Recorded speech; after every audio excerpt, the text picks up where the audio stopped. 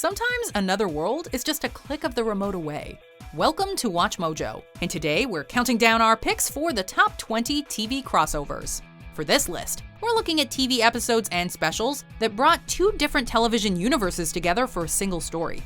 However, we're excluding crossovers between shows that have always been a part of one established universe. So, as ambitious as it was, the Arrow vs. Crisis on Infinite Earths is not eligible. Number 20, Ben 10 Generator Rex, Heroes United, Ben 10 Ultimate Alien, and Generator Rex. In the early 2010s, Ben 10 and Generator Rex were two of the biggest names in Cartoon Network's sci-fi action department. These transforming teenagers are cut from the same cloth in many respects. Maybe we can help each other. You do that? One can take on different alien forms, while the other can sprout weapons and gadgets from his body on a whim. When these heroes finally united, their styles and powers could not have meshed better. Any idea what it smells like in there, dude? I'm sure you can handle a little Arborian musk to save your nuts and bolts, dude. Nevertheless, Ben and Rex initially get off on the wrong foot, which you'll find is a trope in crossover episodes. The two eventually team up, however, to stop Alpha Nanite, which Rex's brother Caesar created. Your machine is most interesting. Perhaps within I can find a suitable host. The special more than delivers on its potential with inventive action, slick animation, and some effective voiceover work from Michael Emerson as Alpha. Number 19, Rufus, Lilo and Stitch the series, and Kim Possible. It's a small world after all is a phrase that Lilo and Stitch know all too well, and not merely because they're under the Disney umbrella. Aloha, Lilo. I'm Penny Proud. That's a cute... dog, did you say? The two practically invaded the Disney Channel at one point, meeting up with Jake Long, the Proud family, and the Recess Gang. You are Possible Kim, no? No, well, yes, am Possible Kim. Why are we talking like this? Their most memorable close encounter, however, would have to be with Kim Possible. When Dr. Draken captures Stitch, Kim is on the case, although Lilo is not about to sit this mission out. Aliens surprisingly feel right at home in this super spy world of Kim and company. No, what's the sitch? It's like a catchphrase. Stitch isn't a catchphrase. He's my friend. The jokes practically write themselves, most notably when Lilo mistakes the word sitch for Stitch. Jumba, meanwhile, mistakes Rufus for Experiment 607, which amounts to arguably the episode's funniest running gag. Number 18, Phineas and Ferb Mission Marvel, Phineas and Ferb and the Marvel Universe. Ferb, are you expecting someone? Not them. The episode Phineas and Ferb Mission Marvel is one of the most randomly awesome crossovers to come out of Disney since Kingdom Hearts. Man, that kid's got a weird-shaped head. Phineas and Ferb and the Avengers have little in common other than their all-powerful owner. Nevertheless, this is a truly well-assembled special with jokes that appeal to Phineas and Ferb fans and Marvel fans alike. And I am Red Skull. Yes, you are. You really should use sunblock. You're burned down to the bone. As the depowered superheroes partner with Phineas and Ferb to stop the Marvel baddies, highlights include the menacing Red Skull interacting with the bumbling Dr. Doofenshmirtz, Perry the Platypus posing as a Howard the Duck lookalike, and of course, a hella catchy song. Hey, Duck Guy, thanks for the rescue. Do we tip him? He's not parking our car. I just don't know the etiquette. Number 17, Allow Me to Reintroduce Myself and Leahy v. Commonwealth of Pennsylvania, Scandal and How to Get Away with Murder. Innocent or guilty, you are guaranteed a get-out-of-jail-free card when Olivia Pope and Annalise Keating join forces. You said you left on good terms, that I was a problem with this case, but really it's you. You lied to me. Can you give us a minute? A crossover event that every TGIT fan had dreamed of, the evening kicked off with Scandal as Annalise tracked down Olivia to assist with a class action. If you lose this case, it'll set criminal justice reform back decades. You don't think I know that? Then think about accepting some help. The Shondaverse suddenly felt a lot bigger watching these two strong-willed women trying to out-monologue each other. Despite some early turbulence, Olivia and Annalise form a genuine friendship, which carries over to the subsequent episode of How to Get Away with Murder. Is that this is a money issue, one that the legislature of Pennsylvania can decide. Except this case is not only about money, Your Honor.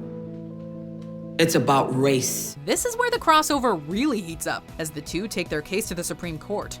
The case in question is a deeply personal and poignant one pertaining to racism, culminating in a powerful courtroom speech from Annalise. Some may claim that slavery has ended.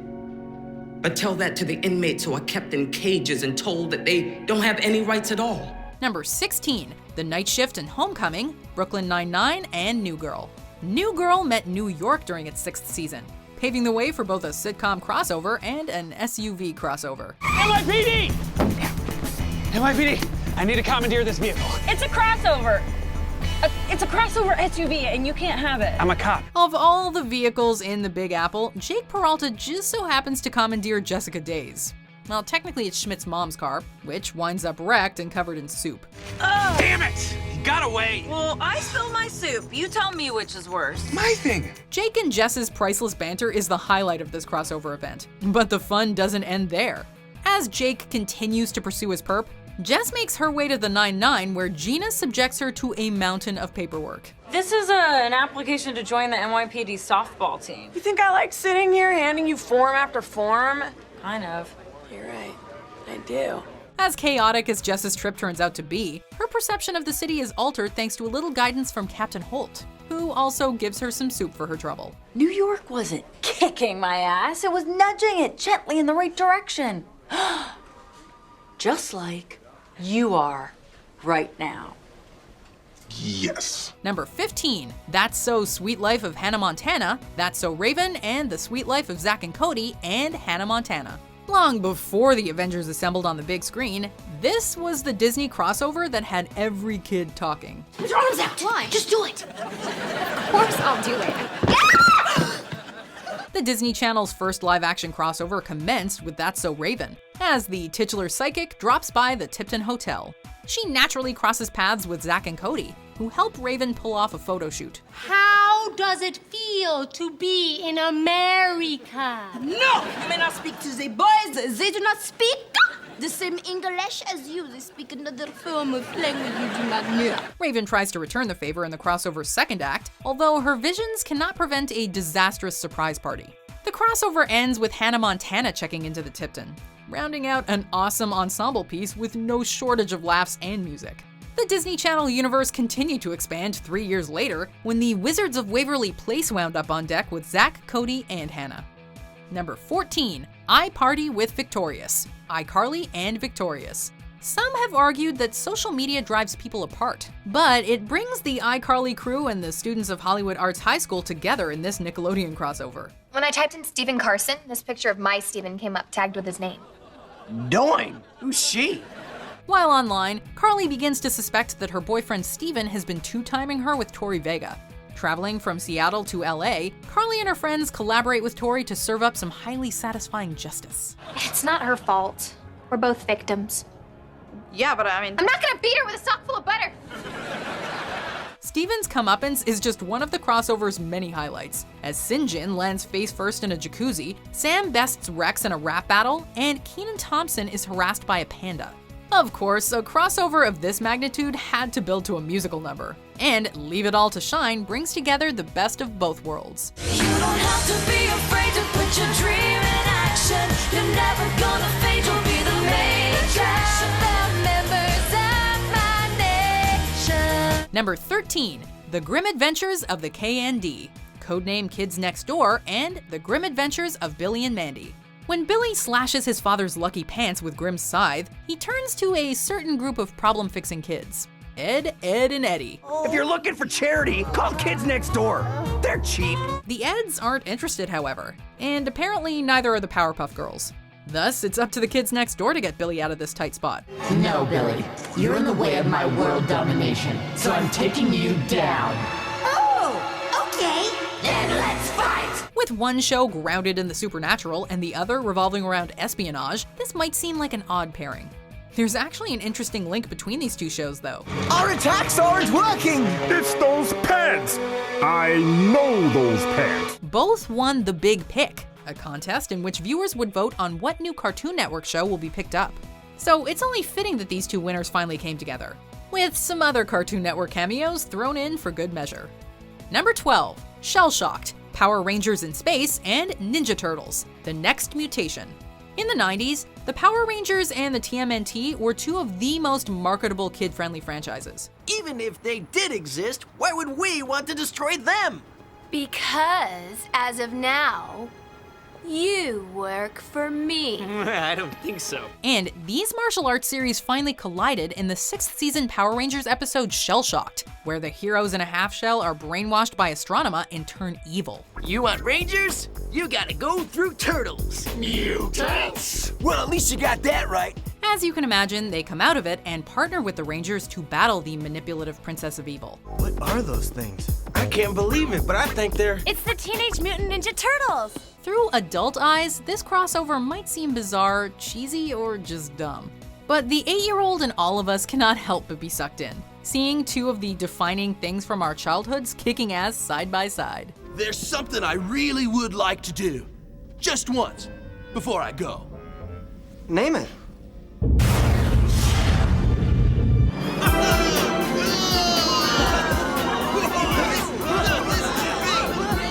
Number 11, the Jimmy Timmy Power Hour, The Adventures of Jimmy Neutron Boy Genius, and The Fairly Odd Parents. Jimmy Neutron's world is governed by science. Timmy Turner's world is governed by magic. We have to be careful. That's probably because you're imperfect prototypes. Well, she might not be perfect, but she's the one who said yes.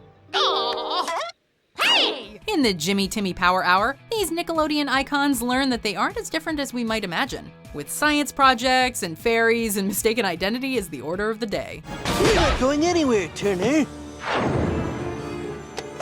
Now that I have this magic pen, I am!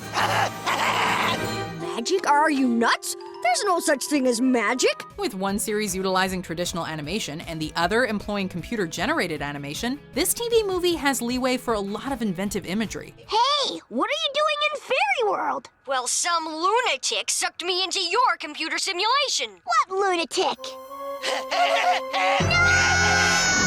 Seeing Jimmy and Timmy out of their comfort zones particularly makes for some inspired comedy, as they attempt to return home and restore order to the Tooniverse. Jimmy Neutron, boy genius. Timmy Turner, boy! Thanks for saving my dog. Number 10, I Done, The Fresh Prince of Bel-Air and Different Strokes and The Jeffersons. The final episode of The Fresh Prince of Bel-Air not only saw the departure of the Banks family, but also the return of some other beloved TV families. Champagne! Oh, great, I love champagne. With the Bel-Air mansion up for sale, several familiar faces drop by for the Banks open house in the episode I Done. Come on, shake a leg! We gotta get rid of that Universal tour and see the backdraft ride. Oh, then you should probably leave now before the fire goes out. Oh, believe me, Will, the fire went out a long time ago. Over 10 years after going off the air, Arnold Jackson and Mr. Drummond from Different Strokes reappear to check out the home and deliver some classic one-liners. At night, you can hear the wailing of the dead. What you talking about, Will? The Banks residence ultimately goes to George and Louise Jefferson, though, who are ready to move on up again. We have a buyer. A couple, the Jeffersons. Number 9, Fugue and Riffs, Archer and Bob's Burgers. Sterling Archer and Bob Belcher are both voiced by H. John Benjamin. Other than that, these two animated characters could not seem more different. However, in this clever crossover episode of Archer called Fugue and Riffs, we learn that they're actually one and the same. Why the hell are Russians trying to kill you? Suffering from amnesia, Archer opens a burger joint, marries Linda, and helps raise her 3 bratty kids. KGB agents, 12 o'clock. What? Don't move a muscles, Ameriketskis! When the KGB shows up at Bob's Burgers, Bob/Archer is sent on a journey for the truth that's straight out of the Bourne Identity. Does he regain his memory and go back to his life as a philandering, deadly super spy? Only the frying pan knows for sure. Is everything? Everything's fine. We're close, Bob. It's Linda, take the kids in the back. Kids, go in the back with your mom. Number 8, Stephanie Gets Framed, Full House and Family Matters. Steve Urkel not only stole the show on Family Matters, but also this episode of Full House. How annoying could one kid be? In San Francisco for a science fair, an unwelcome Urkel visits the Tanner household. It only takes a couple of minutes of cheese talk until Jesse and Danny decide that they've had enough. And it's a strut, and it's cool, and it's a strut, and it's cool like that, see? Very inspiring. All right. After he teaches Michelle about money matters, Urkel does pass on some insightful advice to Stephanie, who is insecure about her new glasses, which she never wears again anyway. As good as I look now. See how studlier I become. The only downside? Why didn't Urkel and Kimmy Gibbler share any scenes? They were totally meant for each other. Number 7, Simpsonorama, The Simpsons and Futurama. The Simpsons has made several references to Futurama and vice versa. Bite my shiny metal ass! A robot with a catchphrase! With exception to a 2010 comic though, these two Matt Groening cartoons had yet to experience a crossover of this scale. Homer and Bender quickly find that they have a lot in common, even sharing an uncanny resemblance. Like the guy who designed Bender just took a drawing of Dad and stuck an antenna on it. A little lazy, if you ask me. This makes things awkward when Bender remembers that he's been sent to take out Homer in Terminator fashion. But we pulled together. Oh, I can't do it. Can they prevent a frantic future while also preserving their friendship? The episode is exceedingly well written, with clever nods to both shows, including a revealing meeting between Lur and Kang and Kodos. Perhaps the one of you that is female should go console her. The whole crossover plays out like an extended Treehouse of Horror segment, throwing out the Simpsons rulebook and just having fun with a creative setup. Number 6, Scoobynatural, Supernatural, and the Scooby-Doo franchise. Hey, gang, what do you say we give this guy a lift? Jenkins? Scooby-Doo has crossed paths with pretty much everyone, from Johnny Bravo to Batman. He's not showing them the machinery, he's tossing them into it. The Green Hornet may possess the only clue to this baffling case. Speaking of which, the Caped Crusader has had his own fair share of mind-blowing crossovers, including one with the Green Hornet. As far as crime-solving team-ups go though, how can you top the Winchesters meeting the OG Scooby Gang? Dean? What just... Ah! You're a cartoon! I'm a cartoon! Sam and Dean get animated in this lovingly crafted crossover, which centers on the classic Scooby-Doo episode A Night of Fright is No Delight. A Night of Fright is No Delight. What? That's the episode we're in. I've seen it like 1,000,000 times. This familiar mystery takes an unexpected turn when bloody bodies start piling up, leading to some hilarious mature jokes that you wouldn't normally find in a Saturday morning cartoon. Great working with you, Velma. You too, Sam.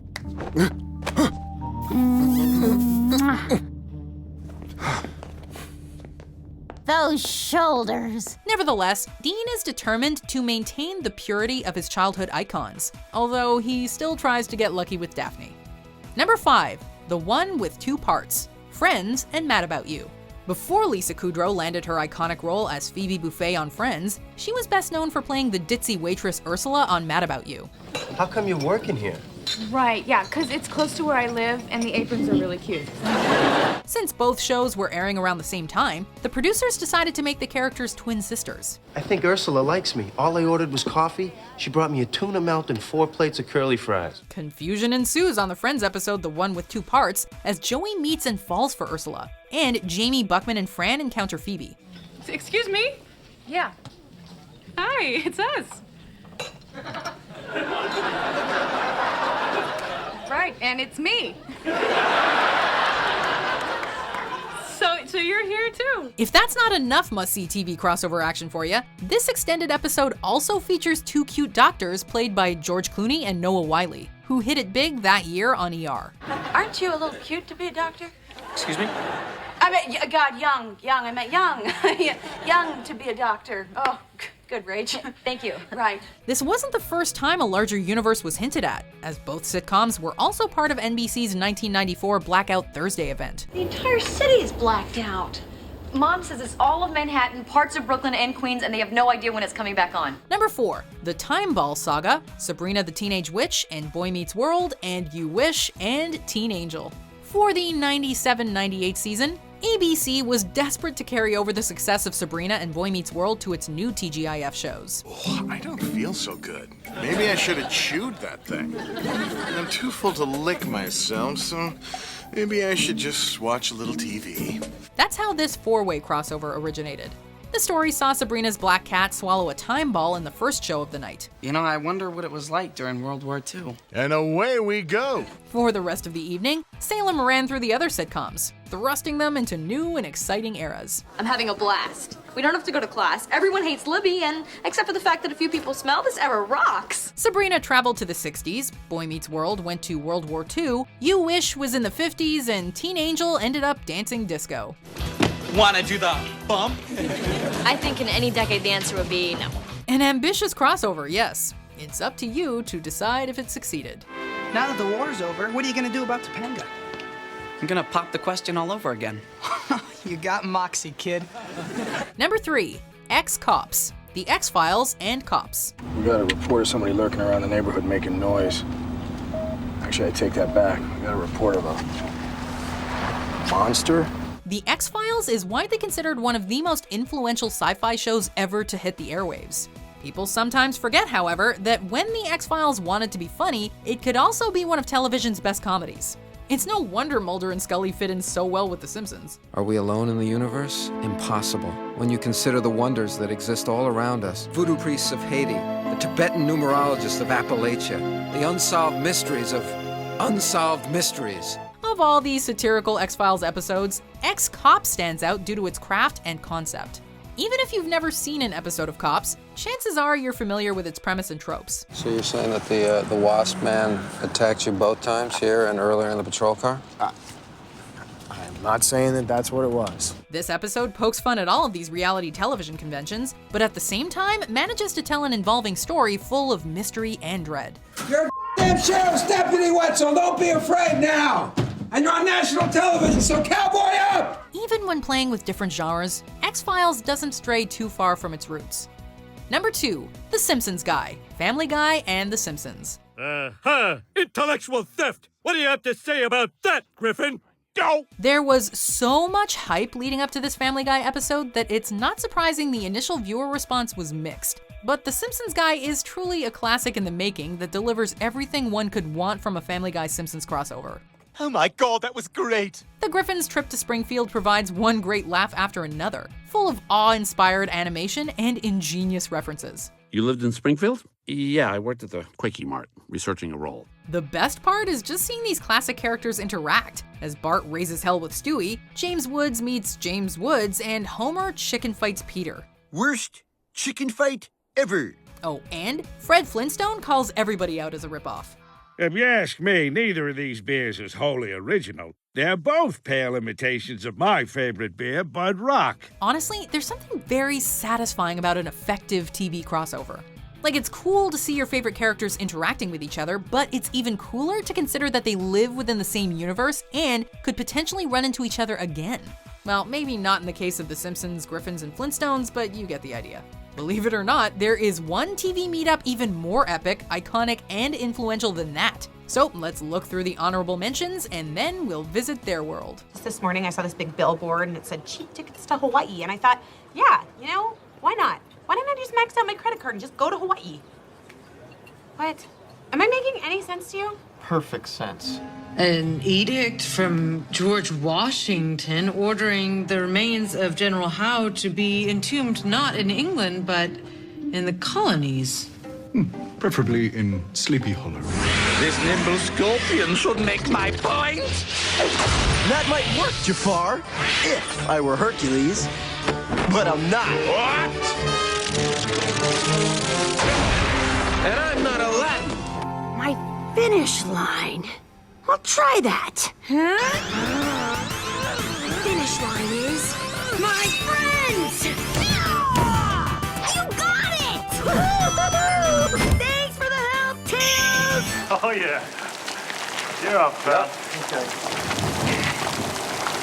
Okay, let's go. Before we continue, be sure to subscribe to our channel and ring the bell to get notified about our latest videos. You have the option to be notified for occasional videos or all of them. If you're on your phone, make sure you go into your settings and switch on notifications. Number 1, The Jetsons Meet the Flintstones. The Jetsons and the Flintstones. Hold still, Dino!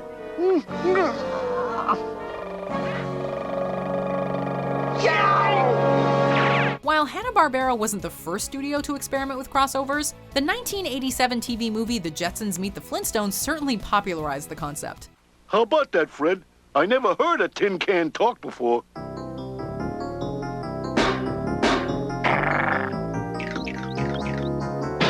It's actually surprising Hanna-Barbera took so long to bring television's definitive prehistoric family and ultimate futuristic family together. Now, son, I know this is difficult for you. Heck no, he's doing all the work. At last, somebody who appreciates me. They completely delivered, however, in a blast from the future and the past made possible by Elroy Jetson's time machine. What is it? It's my time travel machine. You're right, I don't believe it works. Then how do you explain this? This union of cartoon royalty offers a lot of the creative comedic scenarios both shows were known for, as well as loads of heart. Don't hold food over the Pigosaurus disposal. Was that Jane? Over 30 years later, it is still the crossover to beat all crossovers. Big Rock, we're on our way. We can't wait to get home. So long, Sean. Bye, Fred. Barn. So long, Wilma. Bye, Betty. See you around, Reno. Bye. Do you agree with our picks? Check out this other recent clip from WatchMojo, and be sure to subscribe and ring the bell to be notified about our latest videos.